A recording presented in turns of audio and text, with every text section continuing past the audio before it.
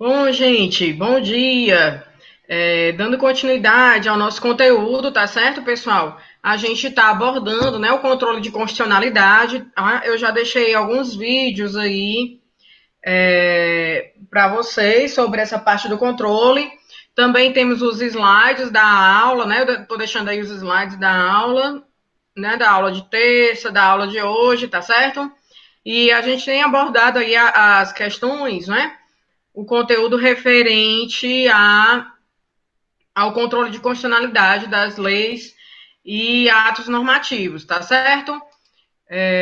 Nesse slide da aula de hoje, sobre a questão do controle de constitucionalidade, tá bom? A gente tem, né, que considerar, tá, que esse controle no Brasil, ele ocorre de duas formas, tá? Ele ocorre com influência do controle difuso do direito norte-americano, né? Que significa dizer que todo e qualquer juiz e tribunal pode realizar esse controle de constitucionalidade, tá certo? E ocorre também pela via concentrada, né, seguindo aquele modelo austríaco que foi preconizado pelo Hans Kelsen lá em 1920 na Áustria, tá? No Brasil, o controle ele iniciou-se, né, o controle difuso a partir de 1891, tá bom? Na primeira Constituição Republicana, e depois associou-se, a partir de 65, o controle concentrado de constitucionalidade, tá certo? Que aí, a partir de 65, também, né, iniciou e foi originariamente, né, previsto para legitimar, e tendo como legitimado o Procurador-Geral da República somente, tá bom? Bom, a gente está tratando aí das ações, né, de controle, tá certo? Lembrando que esse controle difuso, ele ocorre em regra geral, né, ou basicamente para o caso concreto, tá certo? Ou seja, no controle difuso, o que vai realmente interessar, a questão principal não é nem a declaração de inconstitucionalidade, né? A questão principal para o controle difuso é uma questão incidental, é uma questão prejudicial à questão do mérito. Então, assim, em geral, o juiz monocrático ou o próprio tribunal vai se manifestar numa qualquer tipo de ação, num habeas corpus, numa mandado de segurança, enfim, numa ação ordinária, sobre aquele tema questionado pela parte interessada, não é? E aí vai se manifestar pela declaração de constitucionalidade ou de inconstitucionalidade, mas tendo como objetivo, por exemplo, se um cidadão, né, ele quer, ou uma pessoa jurídica, quer deixar de contribuir, de efetivamente pagar um tributo que ele acredita que tenha sido instituído por uma lei que se considera inconstitucional, então ele vai alegar a questão da inconstitucionalidade da legislação como uma questão prejudicial, tá certo? E aí o juiz, né, o tribunal vai se manifestar, em geral o juiz monocrático nesses casos, vai se manifestar se considerar que a legislação instituidora desse tributo ela é inconstitucional, aí o cidadão ele vai deixar de arcar com aquela tributação, né? Porque o juiz vai estar julgando aí a inconstitucionalidade, declarando incidenter tanto, quer dizer, para aquele caso concreto, a inconstitucionalidade. E aí esses efeitos, né, nessa declaração de controle difuso, eles são ex tunc, né, retroativos, eles fulminam a lei desde a sua origem, né, com o vício, mas eles são interpartes, quer dizer, entre as partes, né? Isso pode vir a chegar posteriormente ao Supremo Tribunal Federal, se for alegada aí, se for pré-questionada essa matéria, né, em sede, em âmbito, né, em razão da Constituição, e pode ser considerada ou pode ter uma repercussão geral da matéria, tá certo? Bom, e o controle concentrado de constitucionalidade é aquele controle baseado no modelo austríaco, tá? Que tem como referência a Constituição da Áustria em 1920, né? A formação do Tribunal Constitucional, para o qual a gente tem um órgão exclusivo para realizar esse controle de constitucionalidade. E aí, no nosso caso, a gente tem a presença do Supremo Tribunal Federal para essas situações, tá certo? E temos também a realização, e tendo como parâmetro, né, lá no âmbito do Supremo Tribunal Federal, a Constituição Federal, de 88, que é o parâmetro maior, né, para declarar a conformidade ou a não conformidade a essa carta que é suprema, né, que é rígida, tá certo? Em relação às leis e atos normativos, né? E aí, nesse controle de constitucionalidade, de um ponto de vista aí da ADI, por exemplo, da ADC, de normas pós-constitucionais, né, de normas que tenham sido leis ou atos normativos elaborados posteriormente à Constituição, tá certo? Então, vai caber ao STF declarar essa inconstitucionalidade ou essa constitucionalidade ou essa inconstitucionalidade por omissão, tá certo? Em relação a essas leis e atos normativos produzidos posteriormente à Constituição, tá certo? Bem como, né, também esse controle concentrado pode ocorrer no âmbito dos tribunais de justiça, tá?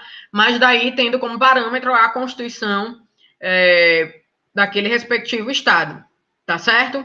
Bom, pessoal, coloquei aqui para vocês no nosso slide, né, a ação direta de inconstitucionalidade por omissão, aliás, desculpa, a ação direta de inconstitucionalidade, né, para a aula de hoje, que tem uma previsão constitucional e legal aqui no artigo 102, inciso 1, a linha A, né?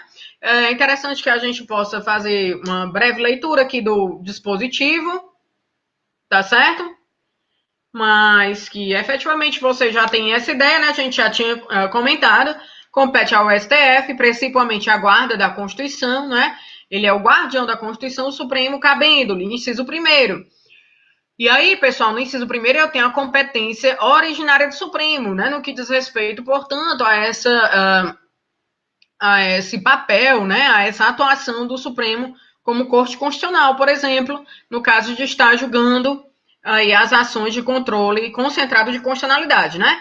Então, cabendo-lhe, inciso 1º, processar e julgar originariamente a ação direta de inconstitucionalidade de lei ou ato normativo federal ou estadual e a ação declaratória de constitucionalidade de lei ou ato normativo federal. Então, já que, né, no inciso 1º, a gente tem essa competência do Supremo Tribunal Federal para duas ações, né?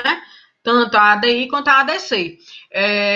E aí, pessoal, essas ações, né, no caso, a ADI, a ADIM, a ADC, a ADIM por omissão, elas estão previstas na lei, que eu já tinha até falado aqui para vocês, começarem a dar uma lida, né? Essa lei, ela tem em torno de 30 artigos, né? Mais precisamente, 28 artigos que são relevantes, né, para questão tanto da legitimidade, como do objeto, quanto da procedimentalização também dessas ações, né? Então, é uma legislação só, que comporta aí 3 modalidades de ação que vão ser propostas lá no Supremo, ações de controle concentrado, né? No caso, é a ação direta de inconstitucionalidade, a ação direta de inconstitucionalidade por omissão, a partir do artigo 12A, e a ação declaratória de constitucionalidade, tá certo? Tanto a legislação prevê a legitimidade, quanto prevê a procedimentalização, o objeto, quanto a própria questão da decisão, tá certo? Aqui no nosso slide a gente colocou competência para o julgamento. A legitimidade, né, pessoal, está prevista aí no rol, né, legitimação, tá aqui, do artigo 103, tá, da Constituição Federal, e também existe aí na lei, né, na 9868, no artigo 2º, a previsão desses legitimados, tá certo?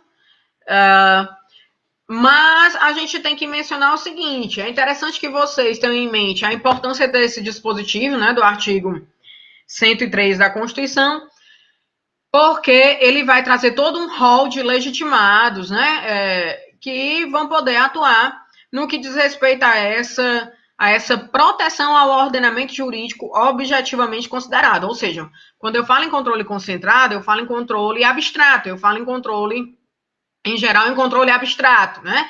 Não significa necessariamente que esses termos, né, controle concentrado, controle abstrato, eles sejam tomados um pelo outro, mas em geral, né, eu tenho que esse controle concentrado, ele vai trazer ou vai buscar junto ao Supremo Tribunal Federal uma proteção do ordenamento jurídico objetivamente considerado, tá certo? O que quer dizer isso? Que eu estou buscando proteger a Constituição, o próprio ordenamento jurídico, de uma lei que exista ou que tenha sido elaborada e aprovada, sancionada, e que esteja vigente, mas possua vícios, né, de inconstitucionalidade, tanto sob o aspecto formal como material, tá certo? A gente até já viu aí as questões de inconstitucionalidade formal, né, formal orgânica, enfim, propriamente dita, né, do ponto de vista da subjetividade da propositura de iniciativa para o projeto de lei, enfim, tá certo? E aí as ações de controle, né, elas vão ser propostas no âmbito do STF, como a gente acabou de ver aí no artigo 102, inciso 1, a linha A, tá? Mas elas detêm, né, elas possuem os legitimados que estão listados aí, elencados no rol do 103, tá certo? E aí, pessoal, é importante que vocês tenham em mente, né, e o conhecimento desses legitimados, tá certo? Porque muitas vezes é cobrado, tá? Para alguns desses legitimados, vai ser exigida a chamada pertinência temática. O que quer dizer essa pertinência temática? A pertinência temática, ela, dentro aí da perspectiva, né, do contexto do direito processual, ela equivale, por exemplo, ao interesse de agir, né? É como uma das condições da ação.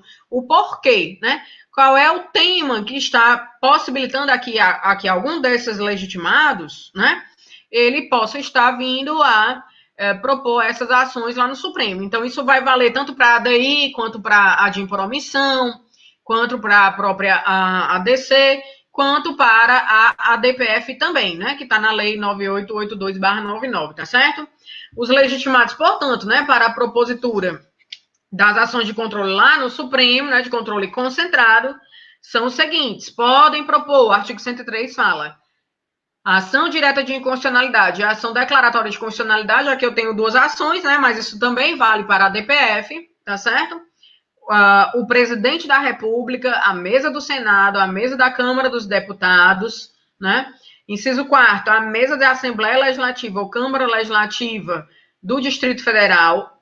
Inciso 5º, o governador de estado ou do Distrito Federal. 6º, o Procurador-Geral da República, né? Já é legitimado desde a origem do controle no Brasil. 7º, o Conselho Federal da OAB. Né? 8º, partido político com representação no Congresso Nacional, né? E o 9º, confederação sindical ou entidade de classe de âmbito nacional, tá certo? Pessoal, é interessante que vocês saibam que para os incisos 4º, que é a mesa de Assembleia Legislativa ou Câmara Legislativa do Distrito Federal, o 5º, governador do estado ou do Distrito Federal, e o 9º, a confederação sindical ou entidade de classe de âmbito nacional, para esses legitimados é exigida a pertinência temática, ou seja, quer dizer que esses legitimados, lá na petição inicial, eles têm que abrir um tópico, né? Especificamente, eles, ou a representação judicial, por exemplo, do governador do estado, né? A Procuradoria do Estado, tá certo? Ou do Distrito Federal, a Procuradoria da Assembleia Legislativa, enfim, né? O advogado da Confederação Sindical ou entidade de classe de âmbito nacional, né, eles têm que abrir um tópico na petição e dizer o porquê, né, o que configura essa importância desse tema, né, para estar sendo proposta essa ação perante o Supremo Tribunal Federal, tá certo? Então, para esses legitimados, ou seja, inciso 4º, inciso 5º, inciso 9º, aí do rol do 103, tá bom? Vai ter que ser provada aí na petição inicial, vai ter que ser argumentada, quer dizer, manifestada, qual é essa pertinência temática que possibilita, né, em relação a essa lei questionada, esse ato normativo, a que esses entes, né, essas instituições estejam efetivamente propondo essa ação, né, uma ADI, uma ADC, uma DPF, diante do Supremo Tribunal Federal, tá certo? Lembrando, pessoal, para a ação, e eu coloquei aí no slide de vocês, né, para a ação direta de inconstitucionalidade, tá certo? O objeto dessa ação é a lei ou ato normativo federal ou estadual pós-constitucional, quer dizer, essa lei, ela foi, né, ela está vigente depois de 88, após 88, isso para o caso do controle concentrado, pessoal. No controle difuso, né? Como é um controle mais amplo, enfim, pode até haver ali, no caso concreto, né? Do caso concreto, um questionamento de uma lei que seja anterior à Constituição, né? Que tenha sido cotejada com a Constituição de 67, enfim, né? Mas para o controle concentrado, no que diz respeito à ação direta de inconstitucionalidade, a declaratória de constitucionalidade são atos normativos, leis ou atos normativos posteriores à Constituição de 88, tá certo? Para a DPF é que cabe ainda o questionamento quanto a atos do poder público, no sentido geral, pré-constitucional, ou seja, até anteriores à Constituição, isso para a arguição de descumprimento de preceito fundamental no controle concentrado, tá certo? Então, na ADIM, eu tenho como objeto dessa ação a lei ou ato normativo federal ou estadual, tá certo? Qual é a finalidade da ação? Se eu estou falando em ação direta de inconstitucionalidade, no meu pedido, né, no pedido de um desses legitimados, vai ser que o Supremo declare a inconstitucionalidade daquela lei ou ato normativo federal ou estadual. Aí vocês poderiam questionar, professora, e a lei do Distrito Federal? E o Distrito Federal, onde é que entra aí na situação, tá certo? O Distrito Federal, a gente sabe, no Brasil, ele é um ente híbrido, né, que possui as suas competências, tanto no que diz respeito a competências de Estado, quanto a competências de município, de interesse local, né? Competências residuais de Estado e de município, interesse local. Então, pessoal, para o cabimento de a possibilidade de ter como objeto uma lei do Distrito Federal seria em matéria de competência estadual, né? A lei distrital do Distrito Federal em matéria de Estado, tá certo? E a finalidade da ação aí seria para o Supremo realmente estar declarando a inconstitucionalidade de uma lei ou ato normativo federal, estadual ou do Distrito Federal em competência de Estado, tá certo? A gente colocou no outro slide também o procedimento, né, para as ações, no caso, para a ação direta de inconstitucionalidade, tá bom? Todo esse procedimento, ele vai se encontrar na legislação específica, que é essa leizinha aí, a 9868/99, tá certo? E aí, a gente fez um resumo aí no slide do que está previsto na legislação, mas podemos fazer uma breve análise aqui também dos dispositivos, não é, da 9868/99, tá certo? É importante que vocês façam uma leitura, né? Um estudo, nem que seja um estudo mais rápido, tá? Mas que façam uma leitura da legislação. Muitas vezes essas questões, não é,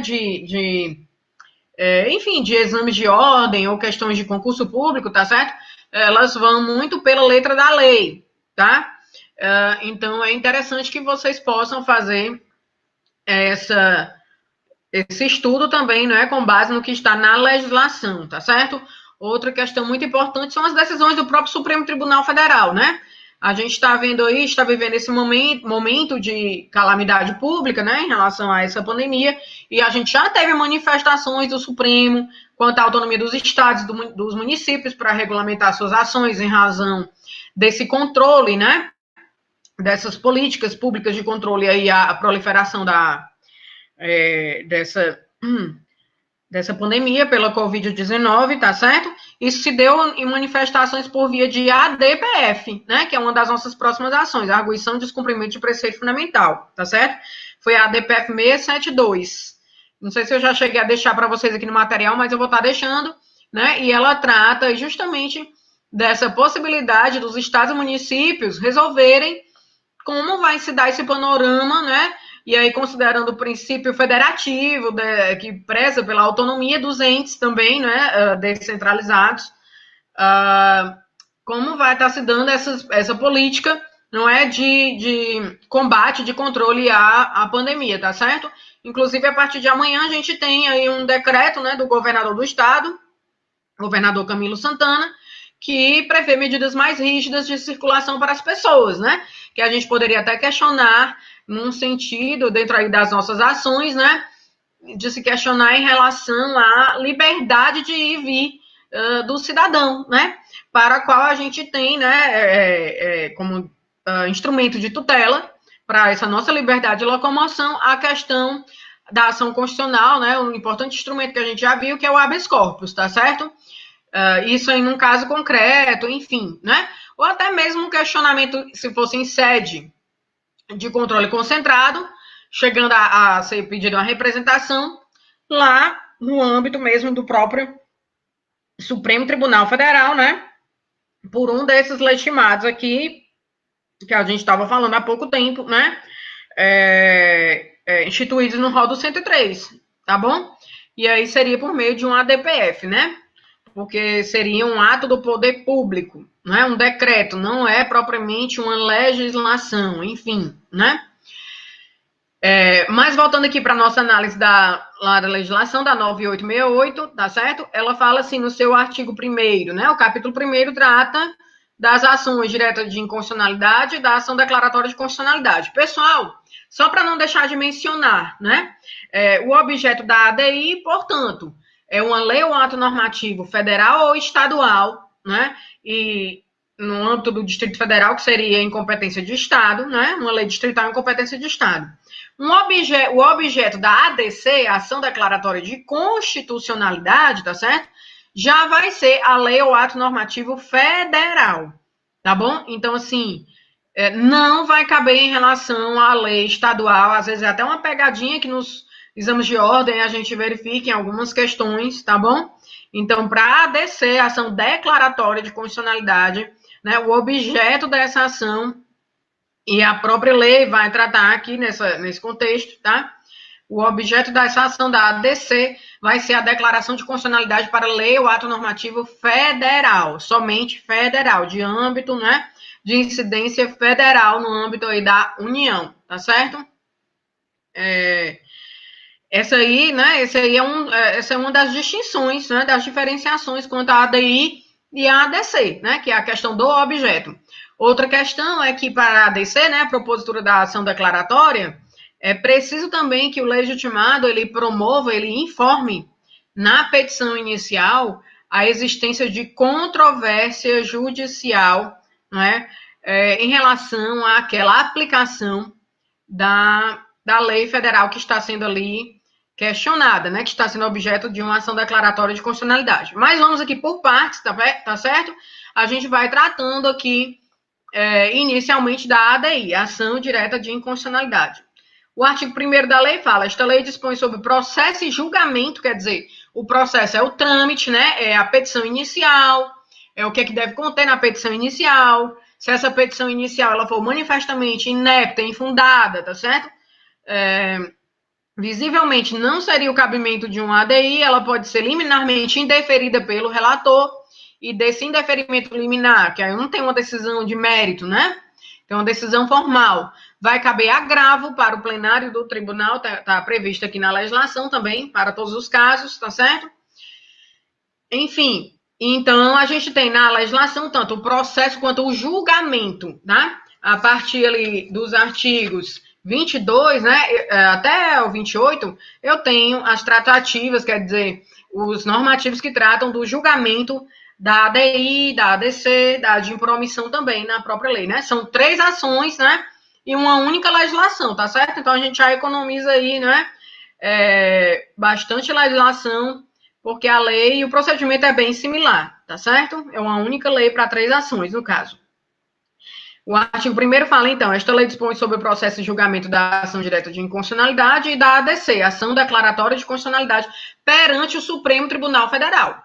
Então, aqui nós estamos diante de um procedimento que acontece, ocorre no âmbito do controle concentrado, né, de constitucionalidade dessa legislação, desses atos normativos, tá certo?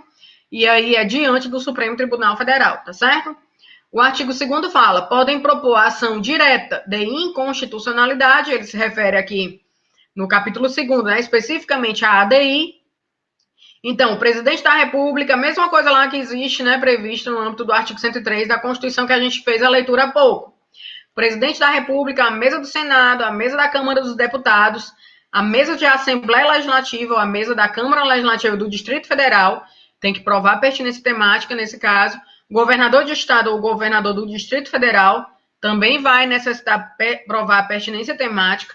Procurador-Geral da República, Conselho Federal da Ordem dos Advogados do Brasil, a OAB, partido político com representação no Congresso Nacional, né? Basta que exista um legitimado, um membro, um deputado, um senador eleito, né, por aquela, enfim, por aquele partido, né, por aquela legenda partidária, e aí há a legitimidade para o partido político, né, estar propondo através do seu diretório nacional e com a representação de a postulação, né, pelo advogado, né, com poderes, né, previstos em procuração com poderes específicos para a propositura, né, dessas ações lá no âmbito do Supremo, tá certo?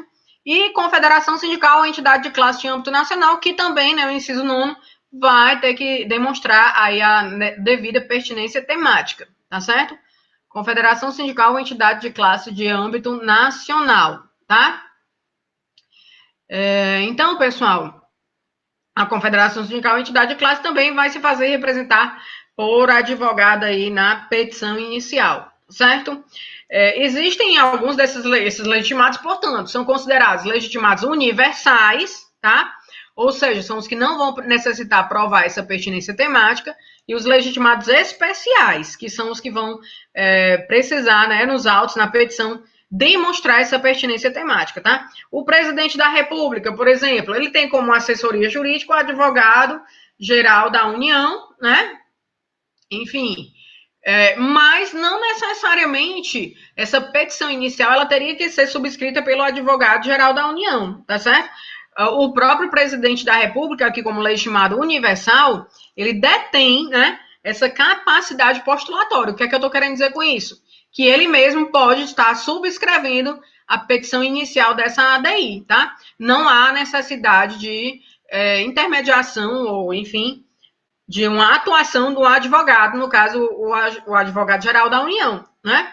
Para a situação. Mas, em geral, o presidente vai estar atuando, né, de maneira conjunta, quase sempre com o advogado-geral da União, tá certo? Mas não necessariamente. Então, ele possui aqui a capacidade postulatória para propor uma ação direta de inconstitucionalidade perante o STF, tá certo?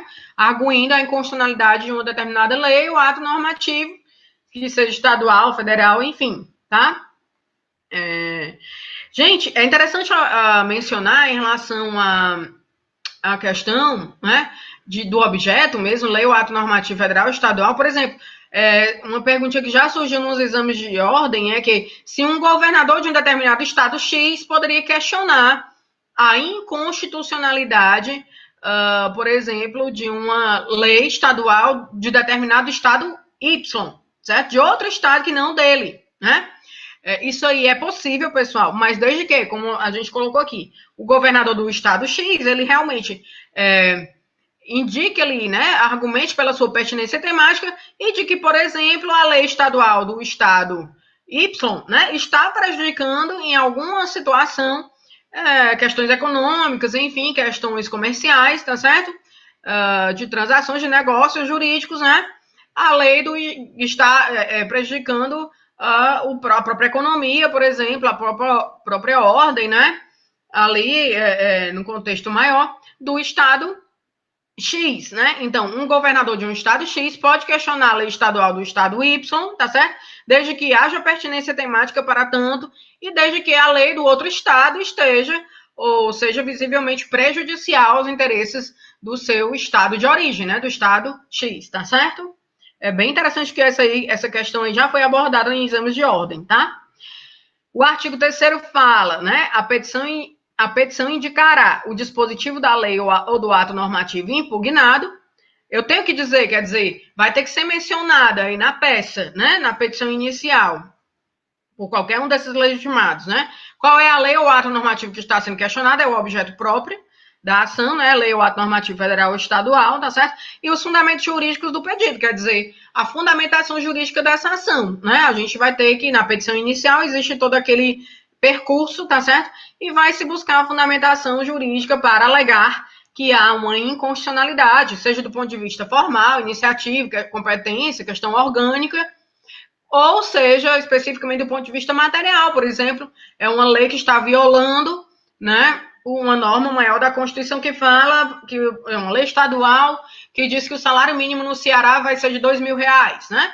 Essa lei estadual não pode existir, que está contrariando o dispositivo do artigo 7º, salvo engano, inciso 4, aqui da nossa Constituição, que fala que o salário mínimo tem que ser unificado, tá certo? No Brasil, tá?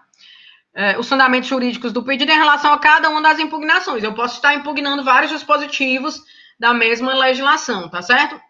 Agora, lembrando, pessoal, o Supremo Tribunal Federal ele não está limitado à causa de pedir, à fundamentação, né, desse pedido do autor, do legitimado, tá, para declarar a inconstitucionalidade. Inclusive, pessoal, se eu tiver, por exemplo, um decreto que venha a regulamentar essa legislação, estadual ou federal, tá certo? E esse decreto ele não tenha sido mencionado na petição inicial, né, o Supremo ele pode declarar a inconstitucionalidade que a gente chama consequencial, por arrastamento, por reverberação normativa, quer dizer, eu tenho um decreto que ele é totalmente dependente, plenamente, ele depende plenamente para existir daquela legislação, né? Ele regulamenta a legislação. Então, o Supremo ele pode realmente declarar que por consequência, por derivação, aquele decreto também ele vai ser considerado inconstitucional, tá claro? Então, é a questão da declaração, né, consequencial, ou por derivação, tá certo? O Supremo, portanto, ele não está, os ministros do Supremo, né, tem um relator que vai receber a ação, enfim. Esses ministros, eles vão estar reunidos em plenário, o quórum mínimo aí do artigo 22 fala na presença mínima de 8 ministros, né, para essa sessão se iniciar, né, se houver necessidade, essa sessão ela vai ser suspensa, né, e ser retomada posteriormente, tá? E também, pessoal, a gente tem o que se chama cláusula de reserva de plenário. Ou seja, para a declaração de inconstitucionalidade ou de constitucionalidade, né, nessas ações de controle concentrado lá no Supremo, é necessário que a gente tenha o quórum pela maioria absoluta dos membros, né, do Supremo Tribunal Federal, tá certo? Que no caso são 6 ministros, o próprio artigo 23 também da lei, ele menciona esse quórum para a declaração de inconstitucionalidade, constitucionalidade nessas ações de controle, né, no âmbito do STF, né?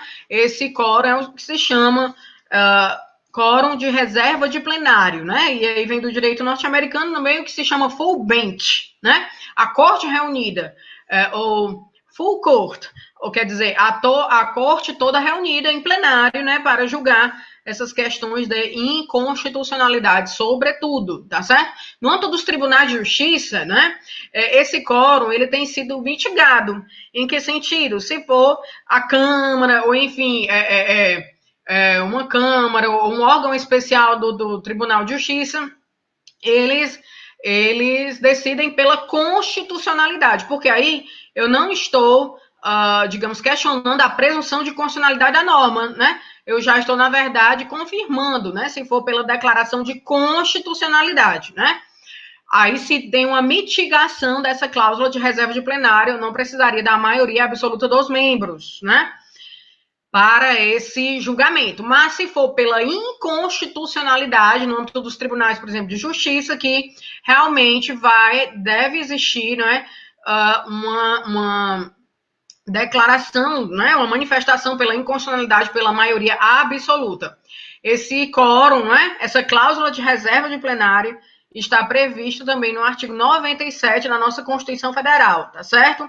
Desde praticamente 34 se exige aí essa observância desse quórum, né, dessa cláusula de reserva de plenário para o julgamento, tá, dessas ações, sobretudo pela declaração da inconstitucionalidade das leis ou atos normativos, tá certo? Então, eu estava falando, os ministros do Supremo, eles não estão vinculados, não é, à causa, à fundamentação jurídica, inclusive, não é, proposta pelos legitimados. Eles podem ir além, né? As razões de decidir podem ultrapassar ali e até às vezes os casos, né, que podem, a relevância jurídica da questão, podem levar os ministros a julgar por razões de decidir, né, essa vinculação à razão de decidir especificamente a questões outras, né, então os ministros do Supremo não estão vinculados necessariamente ao pedido do autor, né, eles podem ir além nesse sentido, tá certo?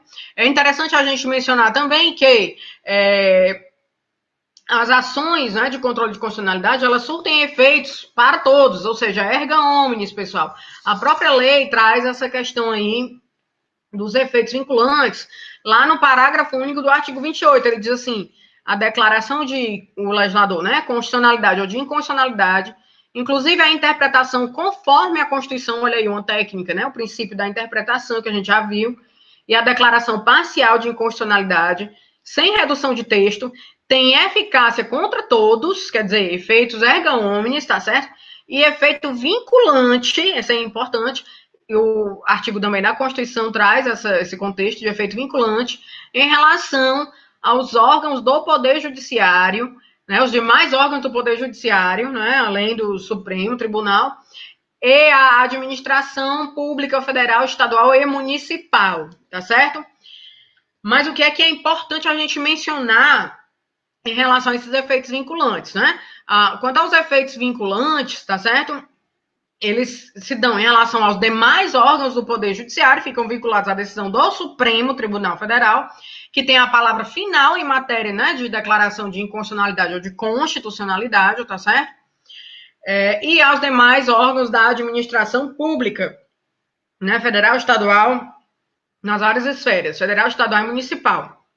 Agora, pessoal, é importante lembrar que o legislador, né, ele não fica vinculado a essas decisões do Supremo, ou seja, pode surgir uma nova lei. Isso foi o que aconteceu quando o Supremo, e o Supremo mesmo, ele pode mudar de postura, não é? de posicionamento, foi o que aconteceu quanto a essas questões agora, nessa situação mais de ativismo judicial, né? De cumprimento, né, da execução da pena, né, a partir da condenação em segundo grau de jurisdição, né, que houve aí uma modificação do Supremo, agora no ano passado, tá certo? Em relação a determinadas ADCs, né? E o Supremo mudou essa postura, dizendo que não, que aí tem que ser observadas as instâncias, né? E o próprio princípio, né, previsto na Constituição da presunção de inocência. E o próprio legislador, ou seja, o Congresso Nacional, tá certo? Não estão vinculados aí nesse sentido com esses efeitos vinculantes, ou seja, o próprio Congresso Nacional começa a pensar, né, em modificações à Constituição, propostas de emenda à Constituição ou propostas modificativas da legislação processual penal, tá certo? Para essa questão, né, do início do cumprimento da pena. No Brasil a gente viu isso, sobretudo por conta dos escândalos de corrupção, né? E que incluíam a participação aí de políticos, enfim, né? De pessoas aí, de empresários, né, no cenário público, no cenário até de representação política, tá certo? Então aí vem o Congresso Nacional, né, e começa a legislar, a pensar em nova legislação para possibilitar, enfim, né, uma atuação mais efetiva das próprias sanções legais, né, da própria punição, tá certo? Isso é o que se chama efeito backlash, tá? Quer dizer, apesar de a decisão do Supremo não vincular nem os próprios ministros do STF, que podem mudar de posicionamento, né? Nem o próprio legislador, o legislador ele pode, né, voltando aí, backlash, com outros fundamentos, propor nova legislação, novas, né, emendas à Constituição, tá? Modificações para efetivamente obter o resultado, enfim, né, o interesse público aí manifestado em novos normativos, né, em nova legislação, em nova emenda à Constituição, enfim, né, dispositivos constitucionais, tá certo? Então, lembrando, né, esses efeitos vinculantes são para os outros membros dos outros demais órgãos do Poder Judiciário e a administração pública nas suas esferas federal, estadual, municipal, tá certo? Dando continuidade aqui ao artigo 3º, ele fala, né, o pedido com suas especificações, a gente já falou, os ministros do Supremo não estão vinculados necessariamente a esse pedido do autor, podem até ir além, com base nessa declaração, né, por arrastamento consequencial, tá? A petição inicial acompanhada de instrumento de procuração, quando subscrita por advogado, olha lá, a gente falou, né?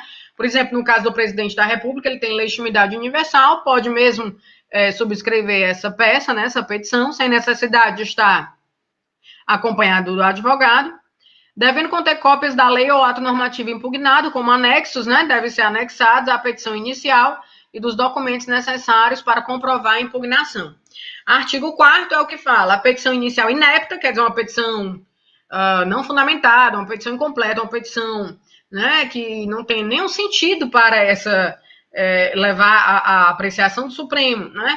Essa declaração de inconstitucionalidade e a manifestamente improcedente serão liminarmente indeferidas pelo relator. Não é uma decisão de mérito, Não sendo uma decisão de mérito, cabe o agravo aí dessa decisão, não é uma decisão liminar, né? Cabe o agravo se houver o indeferimento da inicial em 15 dias, né? Que é o prazo aí dos recursos, prazo geral, excepcionando-se os embargos declaratórios ou de declaração, que são os únicos recursos que vão caber aí no âmbito do Supremo, né, para esclarecer alguma situação mais obscura ou que não ficou clara, não tenha ficado clara, e esses embargos seriam em 5 dias, né? Artigo 5º, proposta a ação direta não se admitirá desistência, quer dizer, pessoal, não há desistência para essas ações de controle, né? Isso vale para a ADI, isso vale para a ADC, para a ADPF, isso vale para a ADIM para omissão. Não há essa desistência, né? Porque se trata de ações, tratam-se de ações em que aí eu não tenho um interesse subjetivo, né? Eu tenho um interesse em proteger o ordenamento jurídico como um todo, né? Objetivamente considerado. Eu protejo o ordenamento jurídico, eu protejo a supremacia da Constituição, tá certo? Em relação a leis que possam ser declaradas inconstitucionais. Então, não se admite a desistência, tá? O artigo 6º, o relator pedirá informações aos órgãos ou às autoridades das quais emanou a lei ou ato normativo impugnado. São as informações, por exemplo, se esse ato for do presidente da República, a medida provisória, então as informações serão solicitadas ao presidente da República, que vai ter o prazo de 30 dias para ofertar essas informações, né? Que lá no mandato de segurança a gente viu, tem a prestação das informações no prazo de 10 dias, tá certo? Aqui seria o prazo de 30 dias, tá? As informações, né, o parágrafo único, foram prestadas no prazo de 30 dias, contado o recebimento do pedido. O artigo 7º, né, ou do Congresso Nacional, enfim, né, de onde seja originário, né, esse ato normativo, essa lei que esteja sendo questionada, tá? Não se admitirá, no artigo 7º, a intervenção de terceiros no processo de ação direta de inconstitucionalidade, justamente. Né? Eu não tenho aqui o interesse específico de um terceiro, eu tenho o interesse de toda a sociedade. Né? Esses legitimados, eles atuam como substitutos processuais. A legitimação aqui é extraordinária, né? Porque é a defesa do interesse da sociedade, do todo. A defesa do interesse do ordenamento jurídico como um todo, né? Do ponto de vista objetivo e não subjetivo. Não é um sujeito que está litigando aqui em favor de um interesse seu próprio, peculiar, específico, né? Esse legitimado, ele vai estar litigando aqui em favor do interesse maior, da coletividade, que no caso é a preservação do ordenamento jurídico constitucional, tá certo? E aí o artigo 7º fala, né, não caber a intervenção de terceiros, isso vale também para a ADC, isso vale também para a DPF, para a DIM por omissão, enfim. Mas o relator, considerando a relevância da matéria e a representatividade dos postulantes, no parágrafo 2º está escrito, né, poderá, por despacho irrecorrível, admitir, observado o prazo fixado no parágrafo anterior, a manifestação de outros órgãos ou entidades. Aqui, pessoal, a gente tem a figura do amigo da corte, né? São pessoas que vão poder estar participando, o relator pode, né, autorizar, e aí a petição, se vocês forem lá no site do Supremo, vocês vão ver, existem petições pedindo, requerimentos, né, pedindo a participação de entidades como amigos da corte, tá certo? Para participar. Ele tem interesse específico na causa, na ADIM, no ADC, no ADPF? Não. Não vai haver esse interesse específico aí na participação, mas a participação ela vai dizer respeito a dar subsídios, né, aos ministros do Supremo para que eles possam fundamentar melhor até os seus votos, né, enfim, as suas decisões, tá certo? E aí a gente tem um acórdão, que é a decisão colegiada, efetivamente com mais subsídios, né, com a fundamentação, se não propriamente jurídica, que seria a fundamentação própria dos ministros, mas uma fundamentação técnica, ou seja, por exemplo, aconteceu isso aí no caso da DPF 54, né, que fala da antecipação do parto, do anencéfalo, né, enfim, foram ouvidos biomédicos, médicos, pesquisadores, cientistas, né, a respeito de se há uma, né, prática do crime de aborto naqueles casos ou não, a própria igreja se manifestou como amigo da corte, né?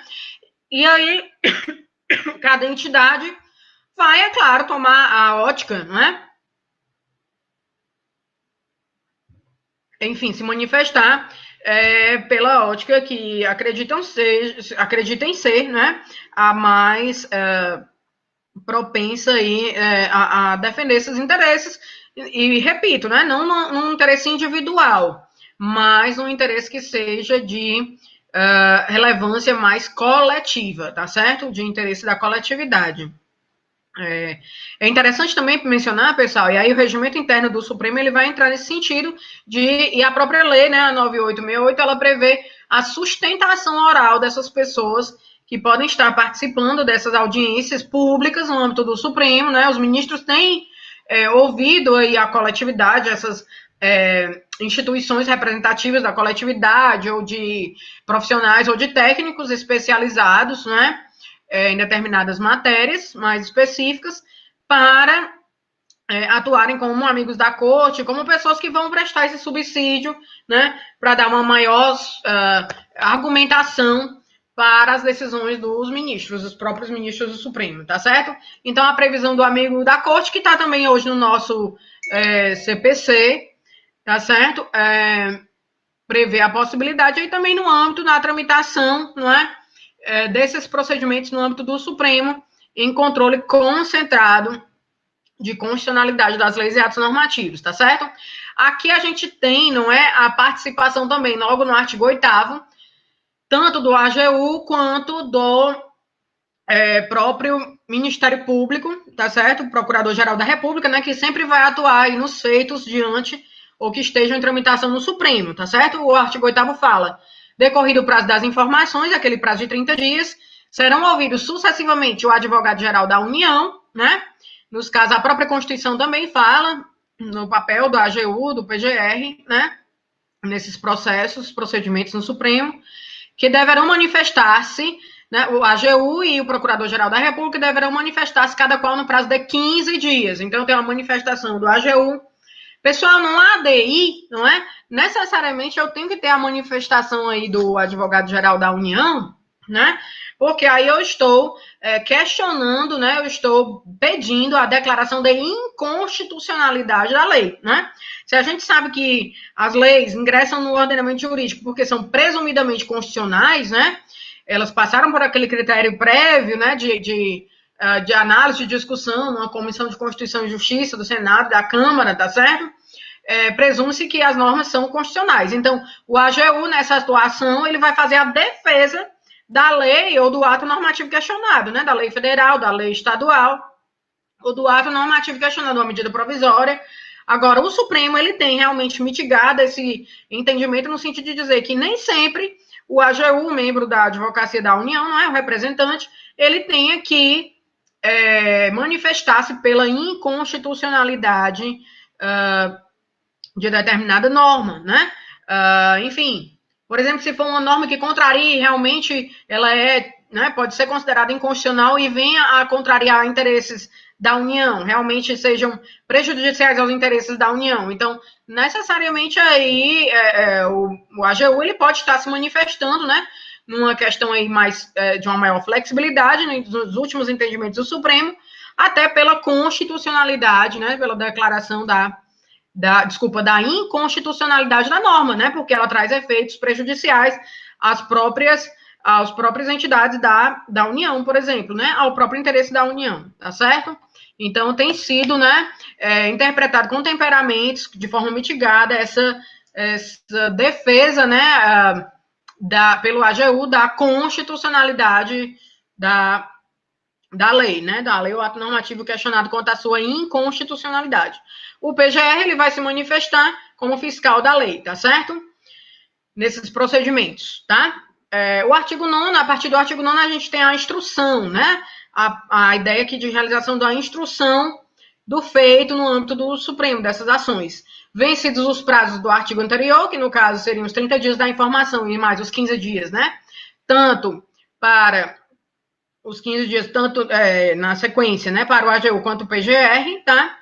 O relator lançará relatório com cópia a todos os ministros e pedirá dia para julgamento. Na verdade, aí o artigo 9º, nos seus parágrafos, ele vai trazer o momento da instrução probatória, tá? Que também vai ter um prazo de 30 dias, né? Em caso de necessidade de esclarecimento, o relator requisitar informações, designar perito, comissão de peritos que emita parecer sobre a questão, ou fixar data para, em audiência pública, ouvir depoimentos de pessoas com experiência e autoridade na matéria. O relator poderá ainda solicitar informações aos tribunais superiores, aos tribunais federais e estaduais sobre a aplicação da norma impugnada, né, no âmbito da sua jurisdição. Quer dizer, o Supremo, o relator, ele pode ouvir, né, ele pode buscar informações de como essa lei tem sido aplicada no âmbito dos estados, no âmbito, enfim. As informações, perícias e audiência que se referem aos parágrafos anteriores serão realizadas no prazo de 30 dias, né, que é o prazo para a instrução. Na prática, gente, a gente sabe que nem sempre, né, essas situações aí de prazo, né, elas acontecem aí nesse contexto do que há previsão desse prazo próprio, né, da lei, tá, os 30 dias, enfim, né, porque a demanda, o volume de feitos é considerável ali no âmbito do Supremo. A partir do artigo 10 da lei, pessoal, a gente tem a concessão aqui da medida cautelar, quer dizer, os procedimentos, a concessão das liminares, que muitas vezes tem se revelado assim, de extrema urgência, como por exemplo nesse momento aí que a gente está vivenciando dessa, né, pandemia, tá certo? O parágrafo 3º do artigo 10 fala em caso de excepcional urgência, o tribunal poderá deferir a medida cautelar sem audiência de órgãos ou autoridades das quais emanou a lei ou ato normativo impugnado, tá certo? Mas, enfim, sobre a medida cautelar, é importante também o parágrafo 1º do artigo 11, que fala a medida cautelar, ela vai ser válida erga omnes, né, também para todos, tá certo? Mas não ainda ex tunc, né, não retroativos ainda, ex nunc, dali em diante. Por quê? Porque ela ainda é uma medida temporária, tá certo? A gente vai para a aula de hoje, né, finalizando aqui nessa questão da medida liminar, para a gente voltar com maior, né, detalhamento, tá certo? Para essas questões tanto da cautelar, né, como da própria decisão no âmbito das ações, né, da ADI, da ADC e da ADIM por omissão, tá certo? Que a gente vai estar analisando aí nos nossos próximos encontros de maneira mais detida, né, mais detalhada, tá certo? É importante. E aí eu peço que vocês façam a leitura, pelo menos, da legislação, a 9868/99, né, que é a lei que trata da ADIM por omissão e ADC, e da 9882/99, que é a lei que trata, a legislação que trata da ADPF, tá certo? Que são as nossas próximas temáticas para as nossas aulas posteriores. Gente, eu deixei para vocês também no link trabalho, né? Eu deixei lá um outro trabalho que é para notinha, para avaliação de vocês da AV2, né? E aí, ele está ali, eu vou colocar lá um torpedo, né, informando isso na aula de hoje, né, também dizendo que eu deixei o trabalho no link trabalho, que tem um prazo até o dia 12 de maio, tá certo?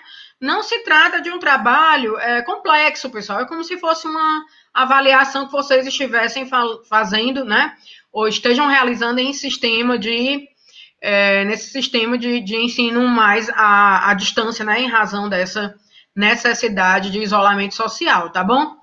Gente, eu conto com vocês, tá? Para esclarecimento das dúvidas, tá certo? E me colocar à disposição também, porque a matéria, né, do controle de constitucionalidade é uma matéria bem ampla e tem, muitas vezes, muitos detalhes, tá certo? Então, caso vocês, na leitura de vocês, nos estudos de vocês, né, da doutrina e da legislação, tenham alguma dúvida, desculpa essa música, surge alguma dúvida, né, que eu possa esclarecer, tá? Eu estou à disposição de vocês e desejo que todos neste momento estejam bem. E, né, o conselho que a gente tem é que todos nós, que serve para todos, né, possamos permanecer em casa para que não sejamos afetados por essa doença, né, porque os hospitais já estão realmente no seu limite máximo, né, já estão sobrecarregados nesse momento, tá certo? Pois eu estou à disposição, tá? E contem comigo para o que precisarem, tá bom? Nesse momento, tá? Um abraço forte, tchau, tchau. Até terça.